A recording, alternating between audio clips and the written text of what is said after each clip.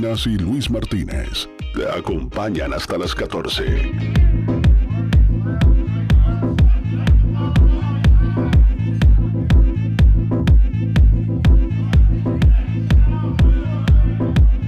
11:07. Estamos en Juntos de Mañana por Jornada 91.9, Luis. Y tenemos que hablar de historia. Y tenemos que hablar con alguien que es verdaderamente especialista. Y en un marco especial, Jorge, porque Claro. vos sabés que se está desarrollando en Mendoza la Feria del Libro, que Claro. es un festival Tremendo. de verdad para aquellos que Tremendo. nos gusta la lectura. Y hay de todo y para todos los gustos realmente. Y es un placer recibir y darle la bienvenida, por ahora telefónicamente, luego seguramente personalmente el viernes cuando llegue, a Diego Barovero, que está en línea, abogado, historiador, que le podés dar la bienvenida, Jorge. Con mucho gusto le damos la bienvenida a todos aquí. Diego, un gusto, gracias por recibirnos. Buen día. Hola Jorge, hola Luis, buen día. ¿Qué Gracias tal, Diego? por el llamado, un placer. No. ¿Cómo están ustedes? Bien, muy bien. Muy bien. Con ganas de charlar un rato, sobre todo porque el viernes hay una presentación especial. Roberto Suárez presenta su libro, ¿no? Crónicas de mi tierra. Y bueno, Diego tiene que ver con Claro. ese libro también, ¿no? Bueno, sí, es una gran alegría. Bueno, Jorge, vos ustedes lo saben perfectamente. Roberto es un periodista de raza, un escritor, un creador en todo sentido, un hombre de los medios, pero además es alguien que tiene una inquietud permanente sobre nuestro pasado, nuestro presente, y nos regala, con Crónicas de mi tierra, nos regala una obra más, de las tantas que ya hemos leído. Hemos leído las crónicas de Alfonso, las crónicas de Guante, bueno, no vamos a hacer ahora, porque si tenemos que hablar de todos los libros de Roberto no terminamos más, pero realmente tengo además el particular honor de que me haya pedido hacer un prólogo para su obra. Lo hice con gran satisfacción, pero obviamente teniendo plena conciencia de la responsabilidad que implica. A mí la historia política es algo que me apasiona, me gusta, está en el ámbito de lo que es mi especialidad, lo que siempre me ha apasionado. En este caso, además, reúne otra característica de un aspecto que a mí me gusta mucho, que es lo que tiene que ver con la historia regional. A veces las pequeñas historias, a quienes hacemos historia, las pequeñas historias nos ayudan a construir un relato histórico global, más grande, más amplio, porque todas esas pequeñas historias de terruños, de barrios, yo que soy porteño, de los barrios de Buenos Aires, de los pueblos, de las localidades chicas, van construyendo una historia que es colectiva y que se va haciendo casi como si fuese un rompecabezas. A mí me parece que es un extraordinario aporte, la edición además es preciosa.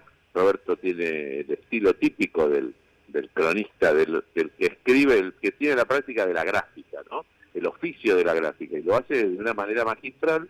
Es una obra entretenida y además sumamente enjundiosa. Habla de la consulta, habla de San Carlos, obviamente, habla de la historia política de los inicios del radicalismo en Mendoza. Exactamente. Es una tierra de gobernadores, y en el caso de Roberto, además, doblemente, ¿no es cierto? Es un lugar, una familia de políticos, claro. Es una familia ligada a nuestra historia política, a la historia política mendocina, a la historia política de San Carlos.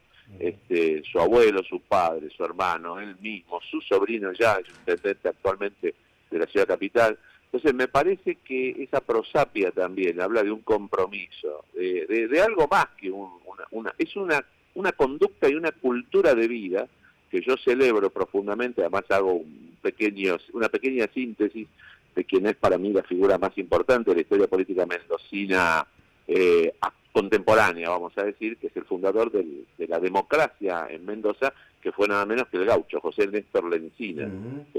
Así que una figura extraordinaria, hombre elegido gobernador con el voto secreto obligatorio universal que consagró la ley Sáenz Peña, un hombre de Irigoyen, un hombre de las revoluciones cívicas que hicieron posible el derecho del voto, y que se presente en la Feria del Libro, que después de estos 2 años de pandemia, de restricciones, de cuarentena, que se pueda volver a vivir de la manera que se vive. Yo tengo la satisfacción enorme de poder viajar ahora en estos días, voy a estar allí cerca de ustedes y espero podernos ver, y compartir con la gente, con los mendocinos, esa gran fiesta de la cultura que es una Feria Internacional del Libro. Acabamos de vivirla hace unos pocos meses acá en Buenos Aires, ustedes tienen su propia Feria del Libro, así que estoy sumamente congratulado por poder participar de ella. Bueno, va a ser un gusto compartir. Y aprovechar porque hablabas de historia política, digo. Hace muy poquitos días se cumplió un aniversario del golpe de Irigoyen, que no podemos ignorar ni pasar por arriba, y por eso quisiera hacer una breve reseña de lo que significó en la historia argentina aquel primer golpe, que fue el que encabezó una triste y larga lista negra en nuestra historia, ¿no? Una mancha.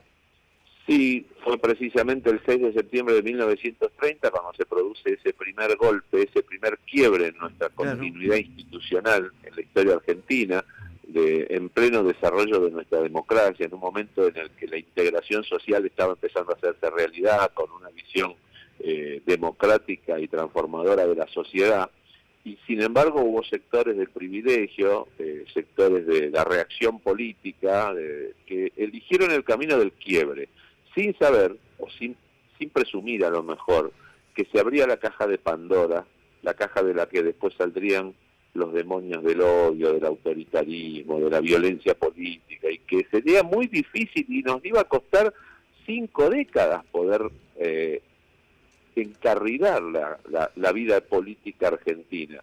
Por eso nos conmueven situaciones como la de los otros días, ese intento de atentado contra la vicepresidente, porque este es un país que hace casi 40 años que ha recuperado la vida democrática, pero además que ha renunciado expresamente a la violencia. La puerta de la violencia política, nuestra historia está plagada de episodios de violencia política, de guerras civiles, de montoneras, de luchas, de revoluciones, de enfrentamientos. El del 30 fue además la legitimación de la vía del hecho, que se podía imponer la doctrina de facto por encima del Estado de Derecho, de las libertades, de los derechos humanos, de la vida democrática, del orden constitucional. Eso se abrió el 6 de septiembre de 1930 y costó 5 décadas cerrar esa puerta, hacer un consenso grande en torno a la forma de vida democrática e institucional.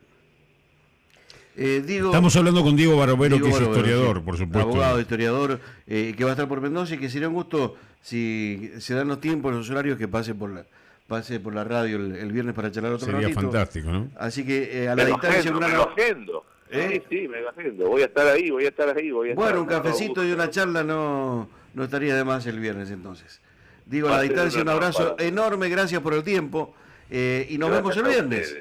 Nos vemos, Dios mediante, el viernes. Gracias por la charla, por el llamado, y gracias por la invitación. Nos estamos viendo. Chao, gracias. Diego Barovero, abogado, escritor, hablando de la presentación del libro Crónicas de mi tierra, de Roberto Suárez, el próximo viernes, prólogo de Diego Barovero, en la Feria del Libro aquí en Mendoza. Juntos de mañana hasta las 14.